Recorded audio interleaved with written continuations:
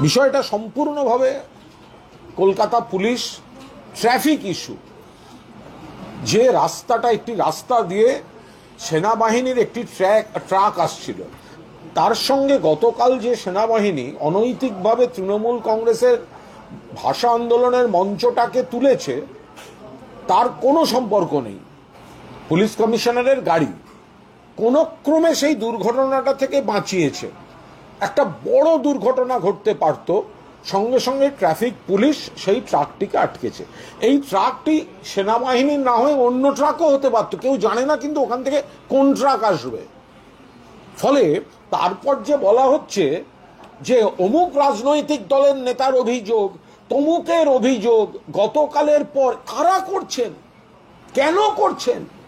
যারা করছেন জেনে শুনে এই ইস্যুটিকে বিভ্রান্তিতে পরিণত করার জন্য এটা করা হচ্ছে। মমতা ব্যানার্জি সিপি ডিজি সবাইকে বলেছে ভারতীয় সেনা, আর্মি, ইস্টার্ন কমান্ডের সঙ্গে সহযোগিতা করতে নানাভাবে।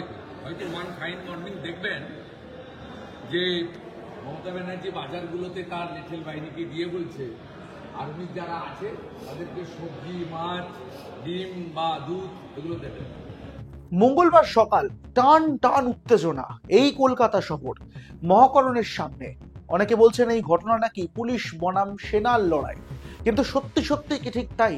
মানে এই ঘটনা ঘটার ঠিক আগের দিন সেনার সঙ্গে রাজ্যের যে সংঘাত দেখা গিয়েছে, এটা কি তারই পরিণাম, তারই ফলাফল? অনেকে এই নিয়ে অনেক কথা বলছেন। এই ঘটনা একেবারে বিস্ফোরণের মতন ছড়িয়ে পড়েছে চারদিকে। একটি ভাইরাল ভিডিও সামনে এসেছে, আর সেই ভাইরাল ভিডিও এই মুহূর্তে আপনারা স্ক্রিনে দেখতে পাচ্ছেন। কিন্তু অনেকে অনেক কথা বলছেন, কিন্তু সত্যি সত্যি কি এই ঘটনা সেনার সঙ্গে পুলিশের একটা টাসল, একটা ডুয়াল, একেবারে সংঘাত? না। অনেকে এই ভিডিও নিয়ে অনেক কথা ছড়িয়েছেন, অনেকে অনেক মন্তব্য করেছেন, কিন্তু এই বিষয়টা একেবারেই যে সেনার সঙ্গে কলকাতা পুলিশের লড়াই নয়, সেটা পরিষ্কার করে দিয়েছে কলকাতা পুলিশ। কলকাতা পুলিশের তরফে সাংবাদিক বৈঠক করা হয়েছে, এবং সেই সাংবাদিক বৈঠক থেকে এদিন এই যে ট্রাক, সেনার যে ট্রাক, সেই যে ট্রাকটাকে আটক করে নিয়ে যাওয়া হয়েছে হেয়ারস্পিড থানায়, এই গোটা ঘটনা নিয়ে কিন্তু একটা বিবৃতি দেওয়া হয়েছে। যদিও ঠিক কি বিবৃতি দেওয়া হয়েছে সেই ঘটনা এবং প্রসঙ্গে আসবো, কিন্তু এর মধ্যে নানান রকম অধ্যায় লুকিয়ে রয়েছে। অনেকে এটাকে কেন লড়াই বলছেন জানেন? কারণ এই ঘটনাটা ঘটার, মানে মঙ্গলবারের এই ঘটনা ঘটার ঠিক একদিন আগেই মমতা বন্দ্যোপাধ্যায়কে ছুটে যেতে হয়েছিল কোথায়? স্প্ল্যানেডের মেয়র রোড চত্বরে। মেয়র রোডে গান্ধী মূর্তির পাদদেশে যে মঞ্চ তৈরি করা হয়েছিল বাঙালি অস্মিতা নিয়ে প্রতিবাদ জানানোর জন্য, সেই মঞ্চের মেয়াদ নাকি ফুরিয়ে গিয়েছে, আর তার জন্য সেনাবাহিনীর যে কর্তারা রয়েছেন তাদের উপস্থিতিতে সেনাদের তরফে সেটি খুলে ফেলা হয়েছে। এই সমস্ত কিছু বিষয়কে সামনে নিয়ে অনেকে বলছিলেন যে এটা বোধহয় সেনার সঙ্গে একেবারে একটা সরাসরি সংঘাত, সরাসরি একটা লড়াই, কিন্তু সত্যি সত্যি তা কিন্তু নয়। ঠিক কি ঘটেছে এই ঘটনা, আপনাদেরকে ঘটনাটা একটু বলি। দেখুন, মঙ্গলবার দিন সকালবেলা ব্যস্ত সময়ে যখন এই ট্রাক মহাকরণের সামনে দিয়ে যাচ্ছিল, তখন আচমকাই ভিডিও দেখা যাচ্ছে এক পুলিশ কর্মী এই ট্রাককে আটকাচ্ছে, এবং তারপরের ঘটনা অনেকেই আপনারা জানেন যে এটাকে একেবারে এসকর্ট করে নিয়ে যাওয়া হয়েছে হেয়ারস্ট্রেট থানায়। এবং কেন সেটাকে আটক করা হয়েছে? একাধিক অভিযোগ রয়েছে। এই ট্রাক নাকি আগে সিগন্যাল মানেনি, সিগন্যাল মানে আটকানো থাকা সত্ত্বেও নাকি সেই ট্রাক সিগন্যাল ভেঙে বেরিয়ে গিয়েছে, এবং ঠিক যে পয়েন্টটা থেকে এই গাড়ি বা ট্রাক যেটাই বলুন না কেন ডান দিকে মোড় নেওয়ার চেষ্টা করছিল, ঠিক সেইখানে কিন্তু ডান দিকে যাওয়ার কোনো রকম রাস্তা নেই। সেখানে সিগন্যাল বলছে শুধুমাত্র সোজা বা হয়তো অন্যদিকে যাওয়া যেতে পারে, মোট কথা ডান দিকে ঘুরতে পারে না।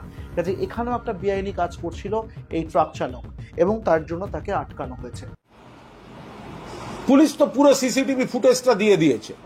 এর সঙ্গে সেনাবাহিনীকে পুলিশ আটকেছে কেন, অমুক কেন, তমুক কেন, আর ওটা মাছ আর ডিমের লরি হলেও আটকাতো। তার কারণ নো রাইট টার্ন মোড়ে বাঁ দিকের লেন থেকে আচমকা ডান দিকে গাড়িটা এসছে। আপনি ভাবুন, আপনারা দেখবেন যে পুলিশ কমিশনের গাড়িটা যে আসছে, ওখানে যে রাস্তার যে ডিভাইডারটা ছিল না বলে, মানে ওই অংশটায় ক্রস করে আসার পর ওইখান দিয়ে ডান দিক কাটিয়ে বেরোতে পেরেছে, না হলে তো ওইটা একটা বড় সড় দুর্ঘটনায় চলে যেত। এবং তার থেকেও গুরুত্বপূর্ণ বিষয়টা কি জানেন? এর থেকেও গুরুত্বপূর্ণ বিষয় হচ্ছে ঠিক সেই ট্রাকের পেছনেই ছিল মনোজ বর্মা, কলকাতা পুলিশের কমিশনার, তার কনভয়, তার গাড়ি, এবং সেটা কোনো রকম পাইলট কারের সঙ্গে ছিল না, তিনি একাই যাচ্ছিলেন সেই গাড়িতে এবং সেখান থেকে তিনি লালবাজারের উদ্দেশ্যে যাচ্ছিলেন।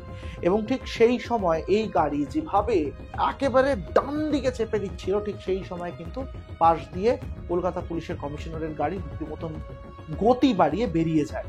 না হলে যে একটা ভয়ঙ্কর ঘটনা ঘটতো তার আন্দাজ নিশ্চয়ই আপনারা এই স্ক্রিনে এতক্ষণে দেখছেন, এই ভিডিও দেখে বুঝতেও পারছেন। এবং এই গোটা বিষয়টাকে যখন সামনে আসে তখন দেখা যায় যে এভাবে রেকলেসলি গাড়ি চালাচ্ছেন এই কর্মী, এবং তার জন্য তাকে সেই গাড়ি থেকে আটকানো হয় এবং তার বিরুদ্ধে আইনানুগ ব্যবস্থাও নেওয়া হচ্ছে বলে পুলিশ সূত্রে খবর। এখানেই প্রশ্ন উঠছে যে আপনারা অনেকে ভাবছেন হয়তো যে এর মধ্যে কলকাতা পুলিশ বনাম সেনার একটা লড়াই রয়েছে। তা কিন্তু নয়, কোনো রকম সংঘাত নয়, কোনো রকম যুদ্ধ নয়, কোনো রকম লড়াইও নয়।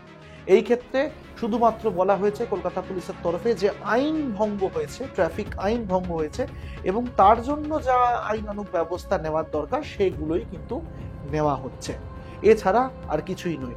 যদিও বিরোধীরা এই নিয়ে অনেকে অনেক কটাক্ষ করতে শুরু করেছেন, কটাক্ষ করেওছেন, মন্তব্য করেছেন, কিন্তু কলকাতা পুলিশের তরফে কিন্তু এটা স্পষ্টভাবে জানিয়ে দেওয়া হয়েছে এবং সমাজ মাধ্যমে এই ভিডিও আপলোড হয়েছে এবং বলা হয়েছে যে শুধুমাত্র নিয়ম ভঙ্গের জন্য কিন্তু এই গাড়িটিকে ধরে নিয়ে যাওয়া হয়েছিল।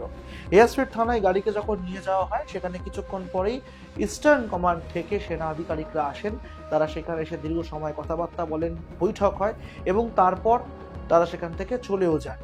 আবারও বলছি, এর মধ্যে কোনো রকম ডুয়াল বা কোনো রকম টাসল বা কোনো যুদ্ধ নেই এই সেনা এবং কলকাতা পুলিশের সঙ্গে। এই ভিডিও অনেকে ভাইরাল করছেন, অনেকে অনেক মন্তব্য করছেন, তার কারণ রয়েছে, কারণ তার ঠিক একদিন আগেই কিন্তু এই মমতা বন্দ্যোপাধ্যায় সেই মেয়ো রোডে গান্ধী মূর্তির পাদদেশে গিয়ে যে মন্তব্য করা, সেখানে যে ঘটনা ঘটা, এই সমস্ত কিছু বিষয়টাকে অনেকে একসাথে করে ফেলছেন। কিন্তু আবারও বলছি, এরকম কোনো ঘটনা নেই।